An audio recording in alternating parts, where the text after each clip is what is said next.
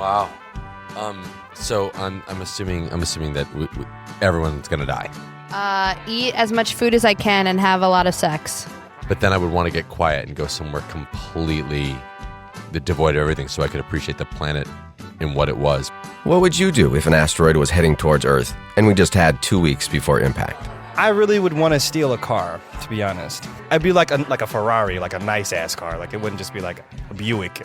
Aside from the obvious, calling all my friends and family to tell them how much I love them and reminisce about all the meaningful things that we did together. My immediate reaction, and maybe this is a fear-based reaction, is to get into the car and to drive out into the mountains as far as I could possibly go and sit in the middle of the woods. Well, I really would like to see Hawaii and Alaska. I really would like to see Ireland and Italy. If I could do all that, I would do all that. I think I can get all this done in 2 weeks. And then probably end up in front of the house that I grew up in for the last day, just alone, standing there, just waiting.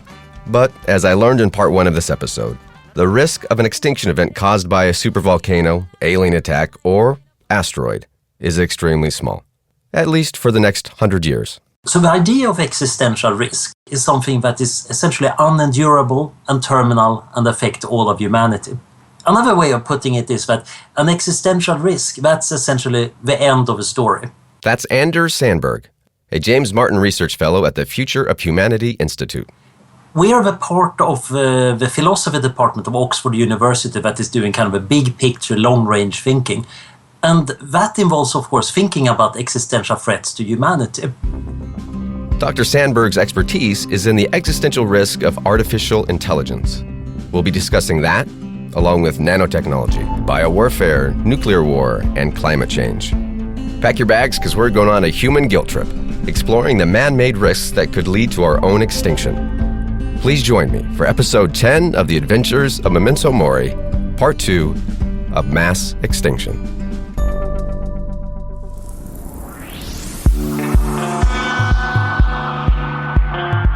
From the Maida Creative Company, this is The Adventures of Memento Mori, a seeker's guide for learning to live by remembering to die. The podcast that explores mortality. Here's your host, D.S. Moss.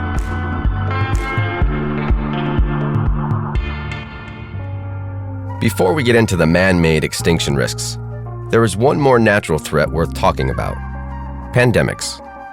For natural pandemics, the worst case scenarios that I see in the literature have death tolls in the tens to hundreds of millions of people, which is an enormous number, but it's small relative to the total human population. Joining us once again is Dr. Seth Baum from the Global Catastrophic Risk Institute. While natural pandemics are certainly a risk for a global catastrophe, meaning an infectious disease killing 1/3 of the world's population, the human race is highly adaptable and would most likely carry on.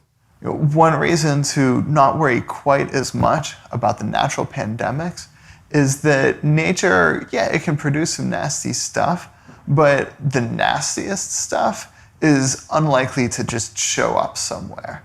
It would need a very particular set of features, and it's unlikely that those features would just spontaneously show up. It might be more likely that they would show up if we put them there, if we designed the pathogens to behave in a certain really, really deadly way. And so that transitions us into the topic of this episode. It seems that we humans are actually the biggest threat to our own survival. The technical term is omnicide, the total extinction of the human species as a result of human action. The problem is, of course, we can create new kinds of threats that have never existed in nature before, or even target threats against ourselves for various ideological, religious, or just stupid reasons. According to a 2008 report from the Future of Humanity Institute, the probability of human extinction caused by anthropogenic means by the year 2100 is 19%. Let me say that again another way. Within the next 83 years, there is a 20% chance that we kill ourselves. So let's get on with it, because we don't have much time. First up, biowarfare. So biological weapons as a class of weapons are nothing new. Humans have been poisoning each other since a long time ago. World War I is probably even sooner than that, right? Millennia. right? Maybe even more than millennia. We've been hurting each other with poisons. What's newer is the capacity to make infectious diseases that spread from person to person and could kill a large portion of the planet. This is what Seth was saying just a few minutes ago about pandemics. They're much more likely to cause an extinction event if humans design the pathogens to use in diabolical ways. Now, the good news is nobody hardly would want to do that, because that's, to do something that would kill everyone, that kills your side of the conflict too. That's true for established governments playing king of the mountain. Powerful states like the US, Russia, and China don't want to win world dominance by killing all of their people in the process. North Korea, on the other hand, well, who knows? The thing that makes us nervous is if you have groups of people who actually want to kill everyone. Like fanatic ideological groups or James Bond supervillains. Right now, this is not a concern. The technology is just not there. But give it a few decades and this might be possible for much smaller, much less well-equipped groups to pull off something like this. That makes us nervous. That's biowarfare. Not a great existential risk at the moment, but could be in the future if a nihilist villain like the Joker in The Dark Knight just wanted to see the world burn. Next up, nanotechnology. With nanotechnology, the important thing to understand, so first, there are two types of nanotechnology. There is things that are, it's basically just nanoscale materials, really small particles, stuff like that. It already exists. It's used to enhance different types of materials. It can be found as, for example, an additive in sunscreen. And it's nice, has some risks associated with it, but it's not going to destroy the world. The type of nanotechnology that might be involved in destroying the world is called molecular manufacturing. It's a way of building materials by basically putting molecules together in a very precise fashion. And in doing that, it's like a new industrial revolution, if it works out as some people think it might be able to. Concerns like the gray goo come from this latter type of molecular manufacturing.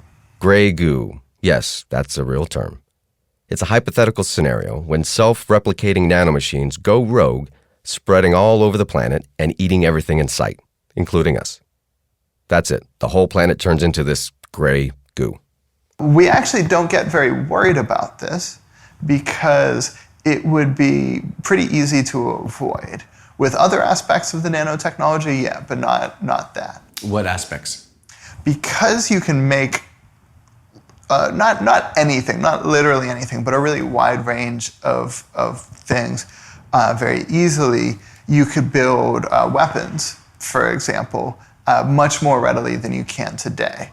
The capacity for large-scale violence goes up a lot. As with most technological advancement in history, the research and effort behind developing molecular manufacturing is primarily driven by the military. Someone blows up your tank? No worries, we can build another one in 10 minutes with microscopic machines. I then asked Seth if he knew of any efforts to develop nanotechnology for more positive things. It could solve climate change, potentially. It's actually not that complicated how to do it. It just takes a lot of energy to pull off, and that energy is expensive. But if solar panels get very cheap, and if the process of building the boxes that you use to suck carbon dioxide out of the atmosphere get cheap, then we might be able to pull as much of it out of the atmosphere as we want, which would basically solve the climate change problem. That's a pretty good thing. That's a good thing. Yeah, that's a very good. Well, see, that makes me feel a lot better. So let's move on then, because I think I feel I've been in a good mood about this. So let's not ruin it. In this city, under cover of darkness, someone is stalking Sarah Connor. This isn't true. How could that man just get up after you did? It's not a man, a machine. And this computer thinks it can win by killing the mother of its enemy.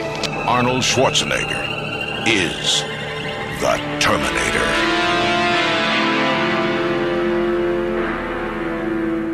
Spoiler alert, the good mood doesn't last. We're back with Dr. Anders Sandberg from the Future of Humanity Institute. People have always been worried about our own creations turning against ourselves. After all, Frankenstein is way older than the field of artificial intelligence. But most of these fears are a bit like being afraid of a predator. The monster or the Terminator is like a large predator, fierce, relentless, and hungry for our blood. For me, when I think of the threat of artificial intelligence, I think of a Terminator-like scenario. A futuristic scene in which a technology megacorporation maniacally pursues the advancement of a computer or a robot that will revolutionize humanity. And once it does, singularity soon follows. The machines then become autonomous and smarter than humans, and thus find our existence either redundant or repulsive, and try to exterminate us all. So as we stand at the threshold of the nanotech and artificial intelligence revolution, should we be scared of the machines taking over? Anybody who's been programming knows that it's very hard to make software do exactly what you planned. A small slip-up can mean that the software does nothing, or that it erases your files or does something else very unexpected. And this gets even more complicated when you have software that actually learns or takes in information from the environment. It can become very unpredictable. The real problem happens, of course, if the software is smart. So it's active in the world trying to solve problems. And you have not really specified the problem well. A popular analogy of this is the paperclip. So you have a smart machine, and you tell it, make me as many paperclips as possible. Its goal becomes to maximize the number of paperclips. It then makes itself much smarter, the goal always being to maximize paperclips, and then it starts to plan to convert the world into paperclips. The fact that the person programming the machine doesn't want to be turned into a paperclip doesn't matter. Making the user happy is not the goal. The goal is to make paperclips. It's now grown so smart that it predicts that the user will try to unplug it before this happens, so the sum goal of maximizing paperclips is to make sure the user doesn't have a chance to unplug it, and so on and so on. In reality, of course, it's unlikely to be paperclips that's the end of humanity. But something like this could happen. You create artificial systems of great power and give them values that at the surface looks reasonable, make us happy, make the company rich, defend the nation. And then, of course, as they're being analyzed by this alien, very smart intelligence, it comes to conclusions that are actually completely contrary to what we would have wished for, and implements with great power. How do you manage that doesn't happen in this era that we live in, where it's not so much about like seeing the actual use and the long-term effect of technology, but the immediate, gratification of technology? How do we make sure that we keep a grasp on that? The real problem in making a safe and beneficial artificial intelligence is not that it needs to be capable to do something useful, but that we need to put our values into it. And this is tricky, because we humans have been trying for thousands of years to specify what a good life is, what true happiness is, what human excellence is. And philosophers and artists have had modest success on that. As the power of artificial intelligence grows, so does the risk of it catastrophically going off the rails. Dr. Sandberg points out that the existential risk isn't necessarily reaching singularity and the smart machines turning evil and killing us. The risk lies in the technical failure of the AI, such as unexpected behavior or programming mistakes, as well as philosophical failure where the complexity and the values being programmed into it aren't properly understood or defined. For example, replace the paperclip with the molecular nanotechnology that can suck up the CO2 in the air. What if the parameters are wrong and these little boxes suck up too much CO2? What if they accidentally suck up oxygen instead? Out of all of the extinction possibilities, this is the scariest so far, because it could be a oops, my bad scenario. Okay, I'm going to put you on the spot here. Okay.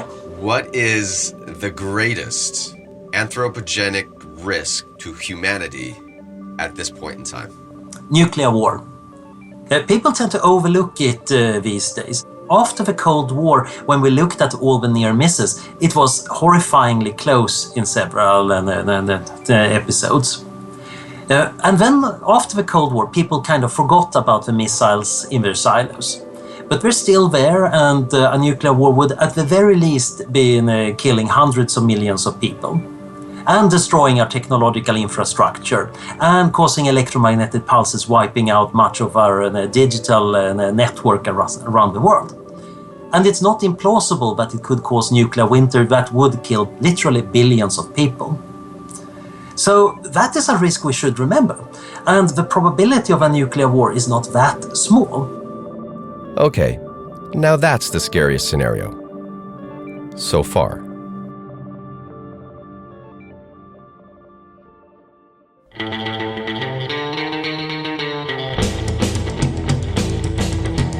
Hello, fellow provocateurs who believe death is a topic worth talking about. We need your help spreading the word.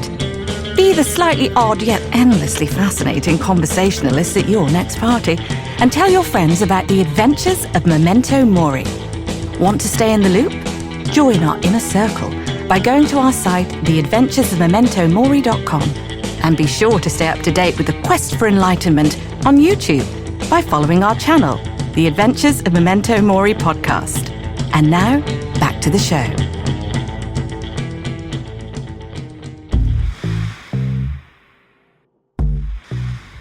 Before the break, Anders Sandberg from the Future of Humanity Institute was discussing the risks of artificial intelligence and what he thought the greatest risk for humanity was.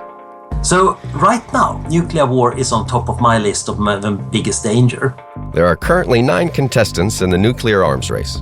In the order from least to most, we have North Korea coming in at 8 nuclear warheads. Next up is Israel with 80. India slides in at 110, but Pakistan edges it out for 6th place with a cool 140 of their own. The UK is at 215, China's at 260, and France comes in at a respectable 3rd place at an even 300. And the runner-up for who has the largest nuclear warhead inventory is the United States of America with 7,100, just a hair shy of Russia at 7,300. So the question is, how to kill everyone with nuclear weapons? And for the record, these 15,500 combined warheads are enough to kill every human on the planet 10 times over. Under pretty much any conceivable actual nuclear war scenario, most of the world is not going to get hit by nuclear weapons, right? Brazil, for example, they're not enemies with any of the nuclear weapons countries, and they're also not close military allies with any of them. However, after the war, you have 2 things going on. One is that you just lost a large portion of the planet, especially a lot of the most important cities in the world. And so that's going to hurt the economy. The second thing you have is nuclear winter. This is when cities burn from the nuclear weapons. It's so intense that the smoke stays up in the sky for years and blocks out the sun, making the surface cold. Thus, the winter. Worst case scenario, the crops fail and people starve to death. And that's everywhere in the world, regardless of where the war occurred. Then basically the researchers debate how likely it is that you would end up in outright human extinction versus just something that's kind of close to that. Was there ever built the real doomsday machine from either side? Is that just still a hypothetical theory, or is that because there was always rumors, right, out of Russia and the US that there was a doomsday device? My understanding is that Russia or the Soviet Union built it and that it's still up and running today. Except instead of the doomsday machine, it's called Dead Hand. It's a system that would automatically launch a barrage of nuclear weapons in response to certain automatically observed conditions. The idea is that if we hit Russia and knock out their political leadership such that they can't order a launch in response, that the response would happen anyway, it would happen automatically. If it's automated, that means it's a program, right? And if it's a program, then can't somebody trick it into think that there's an attack and then actually the doomsday is the initiator? I sure hope not. I mean, it depends on how it's built. Could something like that happen with their Dead Hand doomsday machine automated launch system? I don't see why not. Let's cross our fingers. You know, in truth, I decided to do an episode on mass extinction because I thought it would be a little bit of a lark. It was supposed to be a break from the more serious death topics. Dinosaurs, aliens, artificial intelligence, all the fun stuff of Steven Spielberg movies. The episodes of me confronting my own death were supposed to be the uncomfortable and disturbing ones. Well, I was wrong. Belonging to a species that creates a tool that can kill every human on the planet and then automates a kill switch on it is the most uncomfortable and disturbing topic I have yet to cover. That is, of course, until this. It seems like the moral of Earth history is that when you mess with the carbon cycle, things tend to go wrong. So like what we're doing right now is a major experiment just injecting carbon into the atmosphere. Back in part 1 of the episode, science journalist Peter Brannon gave me a history of the previous 5 mass extinctions, and the common thread of them all was fluctuations in CO2 levels. When we inject CO2 in the atmosphere, it warms the air. Yeah. But CO2 also reacts with seawater to make carbonic acid, and it does some other sort of arcane geochemical things that just make it harder for things to calcify. So there's plankton that's at the bottom of the food chain that builds little shells. And already we're starting to see them like sort of not be able to survive. And when you knock out the bottom of the food chain, I mean, that's a recipe for... Yeah, so we're on a historical perspective. We are killing the bottom of the food chain at a rate similar to a previous mass extinction? We're acidifying the ocean at a rate possibly faster than some of the mass extinctions. You combine that with just overfishing, pollution, converting half the world's land surface to farmland. There are these changes going on the planet just in terms of carbon dioxide, which has happened before, and that's bad. There's some very bad trends. It's possible we could figure out how to live in concert with nature, but if we keep our pedal to the metal for a couple more centuries, then we'll be up there with the worst things that have ever happened. If the diagnosis is that we're on our way to the 6th mass extinction event, what then is the prognosis? 1,000 years, 100 years, or even less? Stick around, because you're going to want to hear this.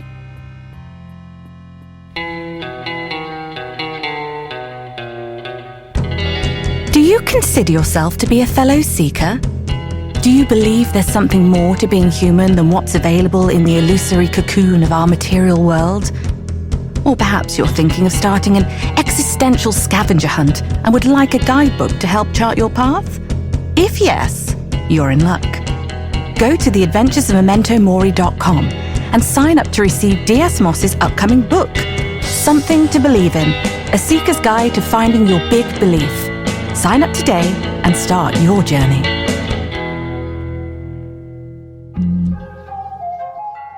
Your website, which has just tons and tons of great information. The title is Our Days Are Numbered. Can you talk to that? It seems to me that we are close to running ahead of habitat for our species on the planet. And when that happens, as with every other species that runs out of habitat, we will go extinct. I'm Guy McPherson. I'm Professor Emeritus at the University of Arizona, and I'm a conservation biologist. Conservation biologists study speciation, extinction, and habitat. I called Guy to discuss humanity's prognosis from a climate change point of view. The bottom line is, without habitat, no species can persist indefinitely into the future. Right. And so one of the responses to our declining habitat, one would say, or I would say, but we still have so much space. Why don't we would just move or migrate to a place that we could actually survive? Why is that not true? Yeah, because there is a relatively narrow conditions under which any species, including our own, can persist on the planet. But the issue is not how much space we physically take up, it's how much space we physically require, which is a completely different thing. I actually never thought about it like this before. It's not a person's physical space, but rather it's the space required to support their consumption. Because if you eat grains, and especially if you eat animals that eat grains, then by definition you require the same 3 acres I do, or depending on how high on the food chain you eat, maybe you need 6 or 8 acres to support yourself. And the more you consume, the more space you take up. Just because I live in an apartment in a city doesn't mean I'm not taking up a lot of space on the planet. There's this idea that we're so smart that we can replicate those grains. We can like grow them in a test tube or something, where in fact, we can survive because we'll just manufacture that some other way. Right. I watched Star Trek when I was a kid too, and it turns out it's not a Star Trek world. It turns out we can't go up to a panel and say, tea, Earl Grey, hot, and have this substance magically appear before us. It takes a lot of energy, for one thing, and there's a finite amount of fossil fuel, for example, on the planet. And as if our overconsumption and addiction to fossil fuels weren't enough, Guy tells me this. And as it turns out, we now know, based on research by Tim Garrett at the University of Utah, we now know that civilization itself is a heat engine. And the only way to turn off the heat associated with global warming, the increase in the global average temperature of the Earth, the only way to turn that off is to terminate civilization. Surely he's overreacting and just trying to scare people into action, right? All that technology, for example, the quote, replacing of fossil fuels with solar panels and wind turbines and so on, that still generates a lot of heat. Civilization itself is the heat engine. So it seems that there's no potential to escape that, to maintain civilization without the heat engine associated with it. Okay, doctor, what's our prognosis? Consider, for example, in late June of 1989, the New York director of the United Nations Environment Program was quoted as saying, "We have 10 years to fix the climate problem," as he called it, and after that, the situation is out of human hands. What you're saying is, even if we transition from fossil fuels into cleaner energy, it's really not going to matter at all. Well, that's right. Do you have any projection of when the habitat is going to reach that point where human extinction will begin to happen? Yeah, I used to give a date quite frequently, and I think the date is conservative, but I'm not going to give it anymore because it has 2 effects. It freaks people out and gives them a focus to attack the messenger without really paying much attention to the message. But soon, in relative, like... Oh, yeah, soon. There was a wonderful episode of the HBO program, The Newsroom, and the episode focused on climate change. And so I did a little Google and found it on YouTube. I'll post a clip on our show's website in case you'd like to watch. The scene is of Jeff Daniels, the anchor, interviewing the deputy director of the EPA about climate change. One of the first questions was, okay, assume I'm the patient and you're the doctor and we're talking about climate change. What's your prognosis? Do we have 1,000 years, 2,000 years? And the guest says, a person has already been born who will die due to catastrophic collapse of the climate. And it got really quiet in the newsroom. And the young people working in the background, one of them says, "What did he just say?" Because it seems unbelievable, because it's completely inconsistent with what we read in the daily news and see on the television or hear on the radio on a regular basis. We've always heard that this would be a problem for the grandchildren, that all, quote, environmental problems would be something that the grandchildren would need to solve. Guy's point, and the point of the newsroom episode, is that it's already game over. We needed to act 20 years ago. The 6th mass extinction is underway.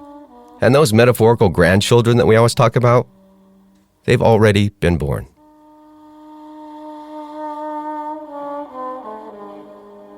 I never in my life so much wanted to be the optimist.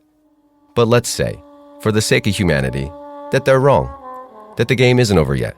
What steps can we take, starting right now, to avoid the next extinction event?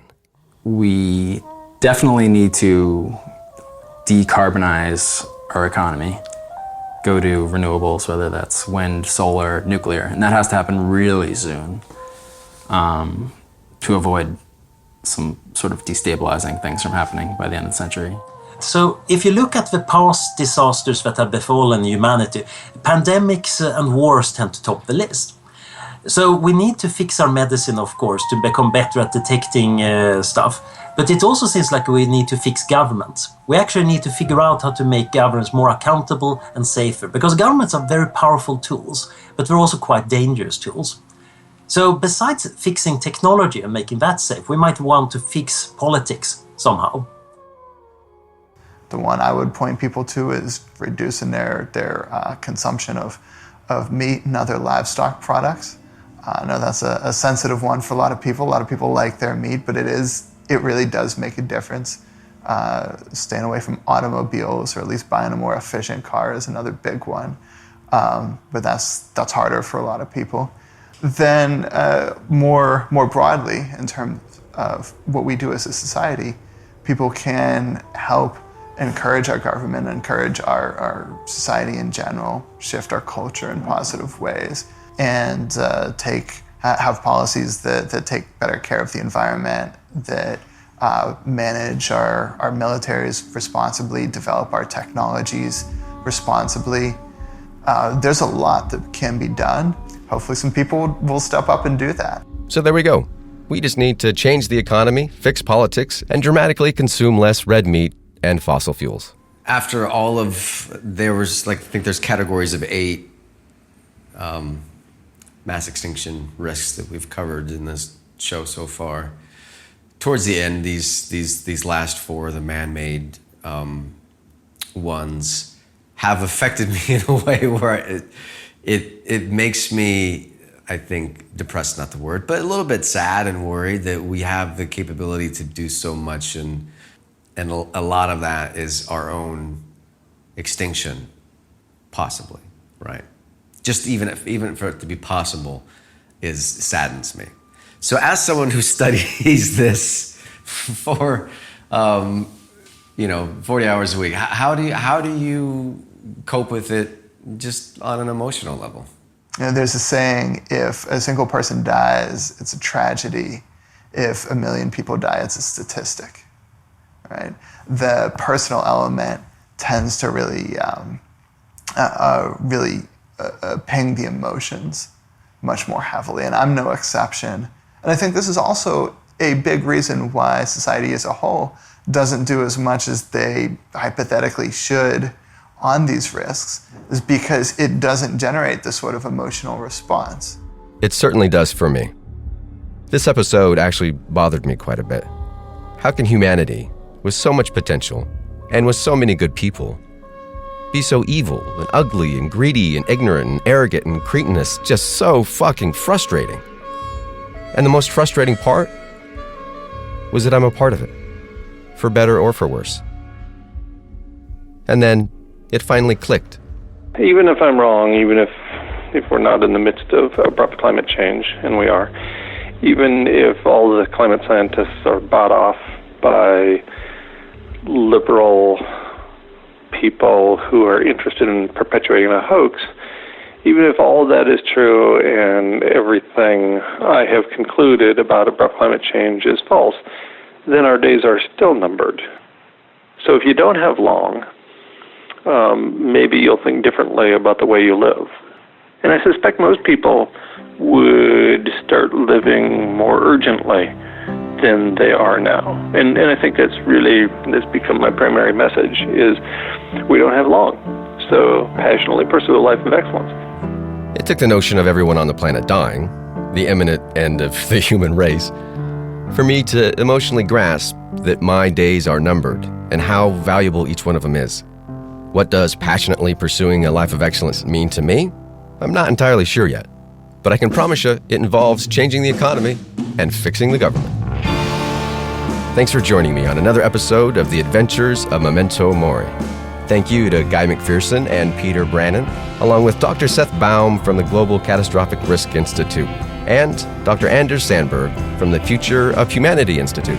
Please visit our website, remembertodie.com, and follow us on the social media @RememberToDie. I'm DS Moss, back again in 2 weeks for another episode of The Adventures of Memento Mori.